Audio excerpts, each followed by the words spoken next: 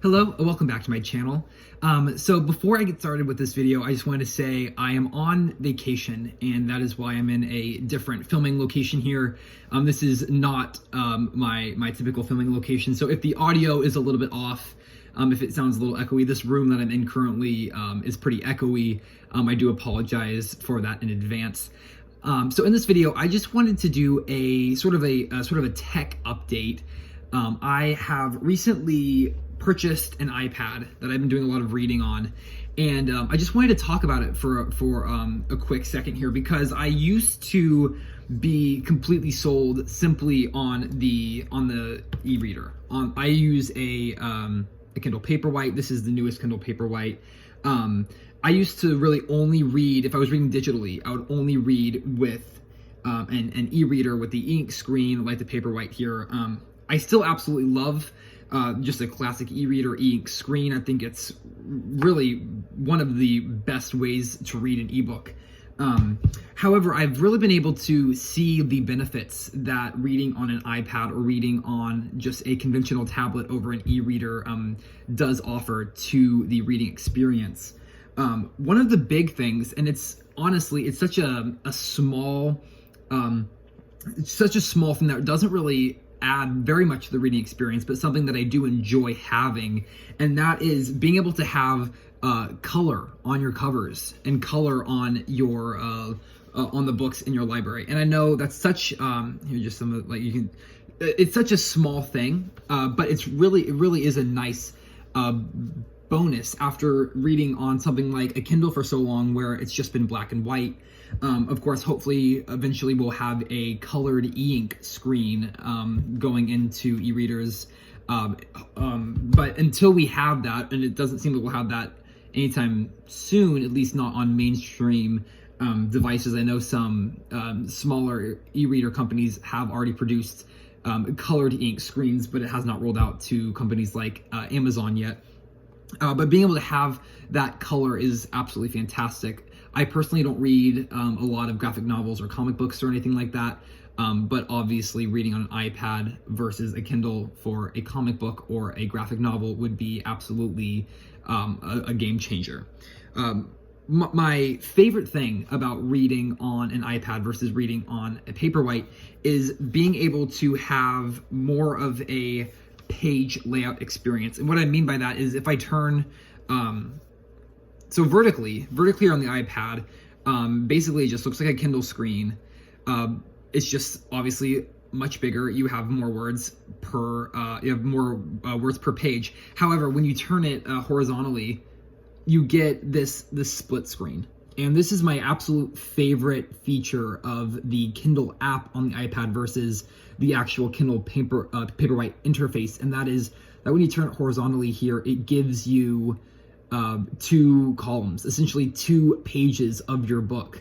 And so every time that you turn the page, you get 2 pages. And so it really simulates reading an actual book, holding an actual book open, where you have 2 pages on both sides versus just having the 1 page that you get when you read on Paperwhite. And so I absolutely love that, being able to have 2 pages essentially on each on the screen while reading it. It really does simulate an actual reading experience of a physical book.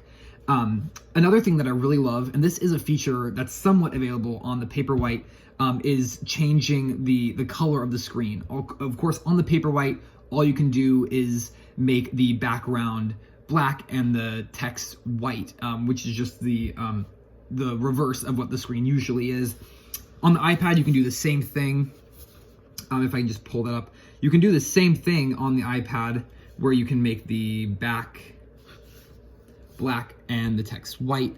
But what I absolutely love is that you can change it to sort of a tan background. You can change it to sort of a greenish teal background. And I used to see these sort of bells and whistles and that were in the Kindle app, and just think, why would I ever need that? Why would I ever need the back to be black? Or why would I ever want the back to be tan or green instead of just white back and black text?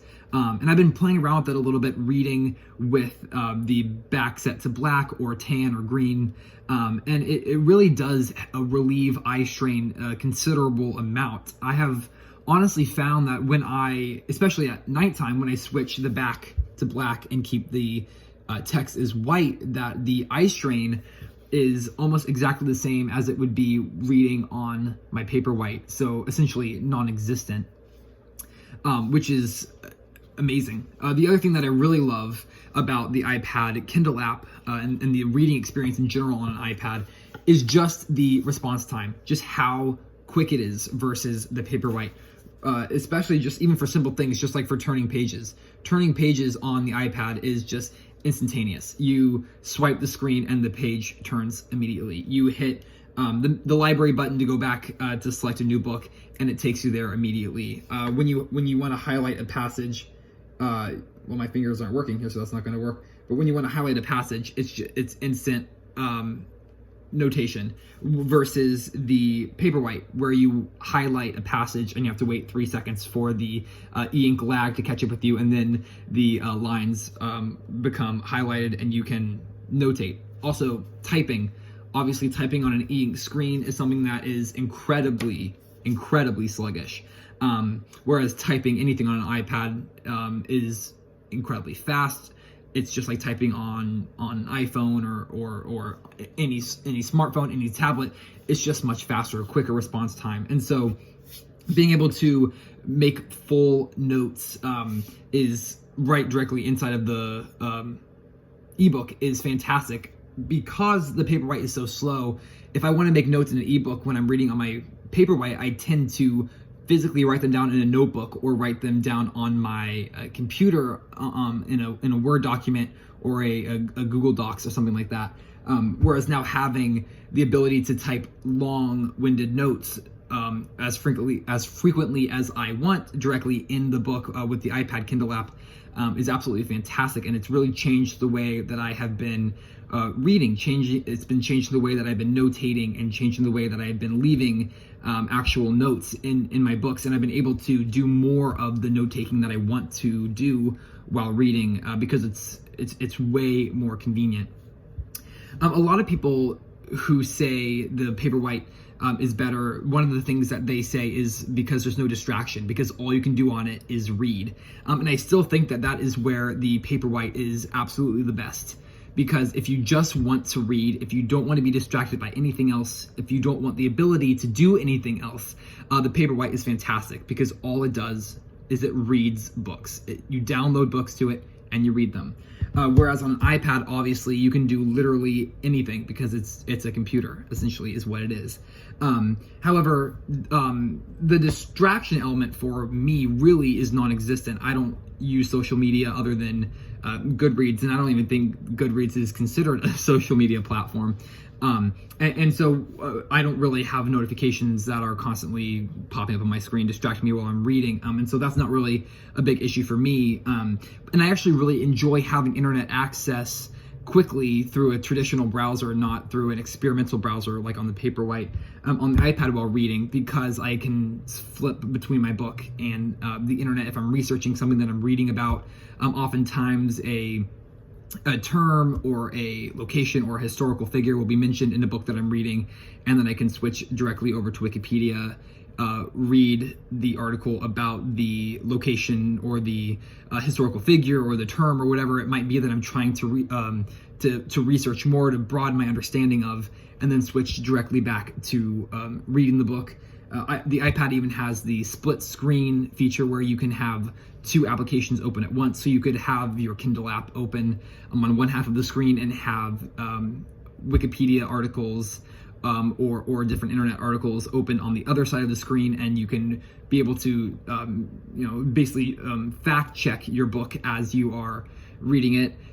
Which is something that's absolutely a game changer, especially when you're reading sort of historical nonfiction or just nonfiction in general, where you want to be able to have all of the information sort of coming at you at once to be able to back up what you're reading or reinforce what you're reading. If you're confused on something, it can clarify it for you.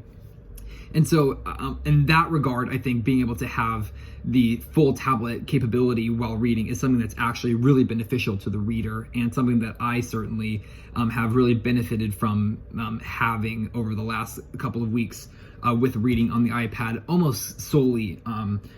I still read on my Paperwhite every now and then, but really I have gone to reading physical books or reading on my iPad for the for my preferred way of reading an ebook. So that was just some of my thoughts on my iPad, some of my thoughts on reading on an iPad versus reading on a Paperwhite. It was a little rambly. I apologize for that. Thank you so much for watching. If you have any opinions on any of the aspects I mentioned, or if you have any thoughts of your own, please feel free to let me know down in the comment section. And thank you so much for watching, and I will see you next time. Bye for now.